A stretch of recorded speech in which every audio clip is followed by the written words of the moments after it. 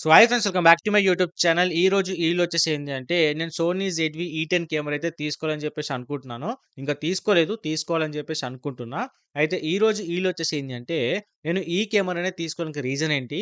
దీంట్లో ఏమేం ఫీచర్స్ అనేది చూసుకొని, నాకు ఎలా యూజ్ అవుతాయి అని చెప్పేసి నేను అనుకున్నాను. అనే కంప్లీట్ క్లియర్ ఇన్ఫర్మేషన్ నేను ఈరోజు డీటెయిల్‌గా అయితే ఎక్స్‌ప్లెయిన్ చేయాలని చెప్పేసి అనుకుంటాను. ఓకేనా? ఎందుకంటే ఈ ఇన్ఫర్మేషన్ మీకు తెలిస్తే మీకు యూజ్ అవుతుంది. ఎట్ ది సేమ్ టైమ్ ఏందంటే, ఈ కెమెరా ఆల్రెడీ యూజ్ చేసేవాళ్ళు చాలామందుంటారు. అంతేకాకుండా ఈ కెమెరా గురించి తెలిసిన వాళ్ళు చాలామందుంటారు కాబట్టి, సో, ఎవరో ఒకరు ఏమన్నా దీంట్లో నెగెటివ్ ఉంటే కింద కామెంట్ చేస్తారు కాబట్టి, సో, దానివల్ల ఇది కొనుక్కోవచ్చా లేదా అనేది నాకు క్లారిటీ వస్తది. ఎట్ ది సేమ్ టైమ్ ఏందంటే, మీకు క్లారిటీ వస్తదనే ఉద్దేశ్యంతోని నేను ఈరోజు ఈ వీడియో అయితే చేయడం అయితే జరుగుతుంది. ఓకేనా? సో, లేట్ చేయకుండా అవి ఏమేం ఫీచర్స్ నేను చూజ్ చేసుకున్నాననే కంప్లీట్ ఇన్ఫర్మేషన్‌ని ఇప్పుడు మీకు డీటెయిల్‌గా అయితే ఎక్స్‌ప్లెయిన్ చేస్తాను. సో, దీంట్లో ఫస్ట్ థింగ్ వచ్చేసి ఏంది అంటే ఫ్లిప్ స్క్రీన్. ఓకేనా? యాస్ ఎ కంటెంట్ క్రియేటర్‌గా డెఫినిట్‌గా ఫ్లిప్ స్క్రీన్ అనేది చాలా ఇంపార్టెంటు. నాలాగా టెక్ వీడియో చేసేవాళ్ళు గాని, లేకపోతే ఈవెన్ వ్లాగింగ్ చేసే వాళ్ళకి కూడా డెఫినిట్‌గా ఈ యొక్క ఫ్లిప్ స్క్రీన్ అనేది చాలా ఇంపార్టెంటు. ఎందుకంటే ఇప్పుడు నేనైతే వీడియో క్లిప్ అయితే షూట్ చేస్తున్నా గదా! ఇప్పుడు నాకేమనిపిస్తుంది, ఎగ్జాక్ట్‌లీ ఆ వీడియో రికార్డ్ అవుతుందా లేదా అనేది తెలీదు. అంతేకాకుండా ఆ ఫ్రేమ్‌లోనే కరెక్ట్‌గా ఫిట్ అయినా లేదో తెలీదు. అంతేకాకుండా అది బ్లర్ అవుతుందా? లేకపోతే ఎగ్జాక్ట్‌లీగా మంచిగా ఫోకస్ అవుతుందా? అంతేకాకుండా ఎనకాల ఉండే బ్యాక్‌గ్రౌండ్ అన్నీ కూడా క్లారిటీగా కనిపిస్తున్నాయా లేదా అని చెప్పేసి కూడా ప్రతీది కూడా తెలీదు. ఆఫ్టర్ వీడియో క్లిప్ అయిపోయిన తర్వాతనే చూసుకుంటే తప్ప కంప్లీట్ ఇన్ఫర్మేషన్ అయితే తెలీదు. ఓకేనా? అందుకని ఫ్లిప్ స్క్రీన్ అనేది ఉంటే మన సైడ్ ఫేస్ చేసి ఉంటుంది కాబట్టి, సో, దాంట్లో ఎగ్జాక్ట్‌లీగా మనకు కనిపిస్తున్నామా లేదా ప్రతీది కూడా పిన్ టు పిన్ చూసుకోవచ్చు కాబట్టి, ఫ్లిప్ స్క్రీన్ అనేది చాలా important as a content creator. ఓకేనా? మీరు ఈ కెమెరానే కాదు, వేరే ఏ కెమెరా తీసుకున్నా సరే కంటెంట్ క్రియేటర్ కోసం డెఫినిట్‌గా మీరు ఫ్లిప్ స్క్రీన్ అనేది ఖచ్చితంగా అయితే ఉండేలైతే చూసుకోండి. అండ్ దీంట్లో సెకండ్ థింగ్ వచ్చేసి ఏంది అంటే ఆటో ఫోకస్. ఓకేనా? యాస్ ఎ కంటెంట్ క్రియేటర్‌గా ఈ ఆటో ఫోకస్ అనేది కూడా మనకు చాలా ఇంపార్టెంటు. ఎందుకంటే ఇప్పుడు నేను ఏదైతే ఇప్పుడు వీడియో షూట్ చేస్తున్నానో, దీంట్లో ఇప్పుడు ఆల్ ఆఫ్ ఎ సడెన్‌గా ఏదైనా ప్రొడక్ట్ గనుక మీకు చూయించాలని చెప్పేసి అనుకున్నాననుకోండి. ఓకేనా?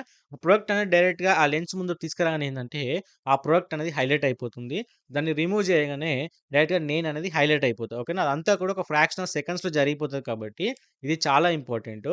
లేదనుకోండి, ఇప్పుడు నార్మల్‌గా ఏదైనా సరే ఆటో ఫోకస్ లేని కెమెరా తీసుకున్న తర్వాత మనం ప్రొడక్ట్ చూయించామనుకోండి, అది ఫోకస్ అయ్యిందా లేదా అనేది కూడా మనం ప్రతిసారి చెక్ చేసుకోవాల్సి ఉంటుంది. ఓకేనా? సో, దానివల్ల మన టైం అనేది వేస్ట్ అవుతుంది. ఎట్ ది సేమ్ టైమ్ ఎడిటింగ్‌లో కూడా చాలా అంటే చాలా ప్రాబ్లమ్ అయితే ఫేస్ చేశాం కాబట్టి, సో, డెఫినిట్‌గా ఆటో ఫోకస్ అనేది చాలా ఇంపార్టెంటు. ప్రెజెంట్ ఏందంటే మీరు 30,000-40,000 పెట్టే ప్రతి కెమెరాలో కూడా మీకు ప్రెజెంట్ అనేది ఆటో ఫోకస్ అయితే ఇస్తున్నారు. ఓకేనా? అండ్ దీంట్లో థర్డ్ థింగ్ వచ్చేసి ఏంది అంటే బొకే ఎఫెక్ట్. ఓకేనా? So, bouquet effect is nothing but ఏంది అంటే బ్లర్ ఎఫెక్ట్. అంటే ఇప్పుడు మనం ఏదైతే వీడియో షూట్ చేస్తున్నామో, ఇక్కడ నేను మాత్రమే హైలైట్ అవుతాను. వెనకాల ఉండే ప్రతి ఒక్క బ్యాక్‌గ్రౌండ్ అంతా కూడా బ్లర్ అవుతుంది. ఓకేనా? ఇది చాలా మందికి యూజ్ అవుతుంది. ఇది నాకే కాదు, టెక్ కంటెంట్ క్రియేటర్ కాదు, ఈవెన్ వ్లాగింగ్ చేసే వాళ్ళకి కూడా యూజ్ అవుతుంది. ఓకేనా? అది ఎలా అనేది ఇప్పుడు చెప్తాను. ఇప్పుడు నేను టెక్ కంటెంట్ క్రియేటర్ అనుకోండి. ఇప్పుడు నేను వీడియో షూట్ చేస్తున్నా. ఇప్పుడు నాకు ఒకవేళ బ్లర్ ఎఫెక్ట్ లేదనుకోండి, నాతో పాటు ఎనకాల ఉండే ప్రతి ఒక్క ఎక్విప్‌మెంట్ కూడా హైలైట్ అవుతుంది కాబట్టి, సో, చాలామంది వ్యూవర్స్ ఏందంటే వీడియో చూసినప్పుడు నేను చెప్పే వాయిస్ అనేది వినకుండా, ఆ ఎనకాల ఏమేమి పెట్టాడు, ఏమేమి ఉన్నాయని చెప్పేసి వాటి మీద కాన్సంట్రేషన్ అనేది చేస్తూ ఉంటారు. సో, దానివల్ల ఏందంటే, నేను ఎగ్జాక్ట్‌లీ చెప్పాలనుకున్న ఇన్ఫర్మేషన్ అనేది వ్యూవర్స్‌కి అర్థం కాదు. అలాంటప్పుడు ఏందంటే, నేను ఎక్స్‌ప్లనేషన్ ఏదైతే ఇచ్చానో వాళ్ళకి అర్థం కాలేదని చెప్పేసి, నా నెక్స్ట్ వీడియో చూడడం గాని, లేకపోతే నా ఛానెల్‌ని సబ్స్క్రైబ్ చేయడం గాని వాళ్ళు చేయకుండా ఉండిపోతారు. ఓకేనా? అండ్ అంతేకాకుండా ఇదే బొకే ఎఫెక్ట్ అన్నది వ్లాగింగ్ వాళ్ళకి కూడా యూజ్ అవుతుంది. ఓకేనా? అది ఎలా అంటే, ఇప్పుడు ప్రతి ఒక్క వీడియో అనేది అందరి ముంగట తీయాలంటే చాలా కష్టం. ఇప్పుడు పబ్లిక్ ఏరియాలోకెళ్ళామనుకోండి, అక్కడ చాలా మందికి డిస్టర్బెన్స్ ఉంటుంది మన వీడియో షూట్ చేసినప్పుడు. ఓకేనా?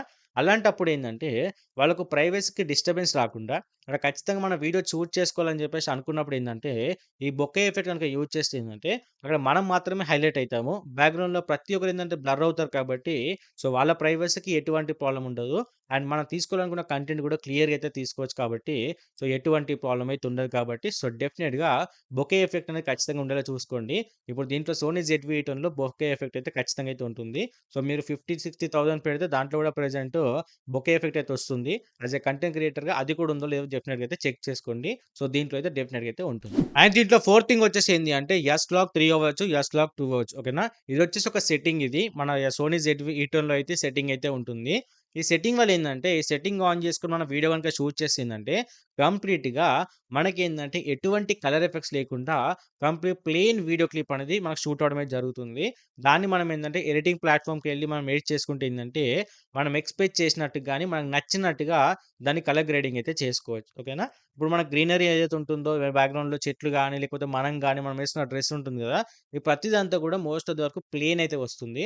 వచ్చిన తర్వాత మీరు ఎడిటింగ్ చేసుకుంటే, మీ డ్రెస్ హైలైట్ అవ్వాలి అనుకుంటే, ఆ డ్రెస్ కలర్ ఏదైతే ఉందో దాన్ని సెలెక్ట్ చేసుకొని హైలైట్ చేసుకుంటే, డ్రెస్ అనేది హైలైట్ అవుతుంది. వెనకాల గ్రీనరీ గాని, లేకపోతే స్కై గాని హైలైట్ అవ్వాలనుకుంటే, దానికి సంబంధించిన కలర్ అనేది సెలెక్ట్ చేసుకొని మీరు హైలైట్ చేసుకుంటే, అవి చాలా హైలైట్ అవుతాయి. ఓకేనా? సో, చాలా మూవీస్‌కి సంబంధించినవి కావచ్చు, వెబ్ సీరీస్ కావచ్చు, ప్రతి ఒక్కరు ఏందంటే, ఈ ఎస్‌లాక్ 2 అవచ్చు, ఎస్‌లాక్ 3 లోనే షూట్ చేస్తారు.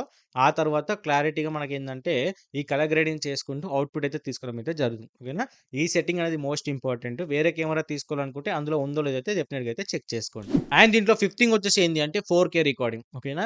ఎందుకంటే ప్రెజెంట్ కంటెంట్ క్రియేటర్‌గా మనం యూట్యూబ్ ప్లాట్‌ఫార్మ్‌కొచ్చినా సరే, ఇన్‌స్టాగ్రామ్ అవ్వచ్చు, వేరే ఇతర ప్లాట్‌ఫార్మ్ ఏదైనా సరే గానీ, ప్రెజెంట్ క్వాలిటీ అనేది చాలా మ్యాటర్ చేస్తుంది కాబట్టి, సో, డెఫినిట్‌గా వీలైనంత వరకు అప్‌గ్రేడ్ వర్షన్ మన క్వాలిటీ ఉంటేనే ఫ్యూచర్‌లో మనం ఎక్స్‌పెక్ట్ చేసిన క్వాలిటీ ఆఫ్ వీడియో అనేది అవుట్‌పుట్ అయితే ఇవ్వచ్చు.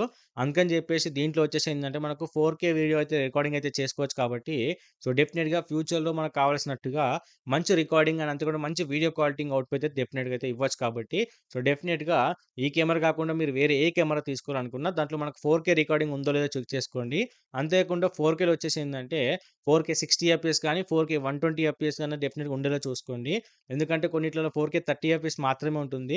అదేంటంటే మనకు యూజ్ అవ్వదు. డెఫినిట్‌గా 4K 60 ఎఫ్‌పిఎస్ దాని పైనే ఉంటుందంటే కొన్ని స్లో మోషన్ షాట్స్ కూడా తీసుకున్నా కూడా మనకు ఎటువంటి డిస్ట్రాక్షన్ రాకుండా మంచి క్లియర్ అవుట్‌పుట్ అయితే డెఫినిట్‌గా అయితే వస్తుంది. అండ్ దీంట్లో సిక్స్త్ థింగ్ వచ్చేసి ఏంది అంటే ఇది వచ్చేసి వెరీ కాంపాక్ట్ అంతేకాకుండా లైట్ వెయిట్. ఓకేనా? యాస్ ఎ కంటెంట్ క్రియేటర్‌గా మనం చాలా ఎక్విప్‌మెంట్స్ అన్నీ కూడా తీసుకొని బయటకెళ్ళామనుకోండి, అది పెద్ద బర్డెన్‌గా అయితే ఉంటుంది.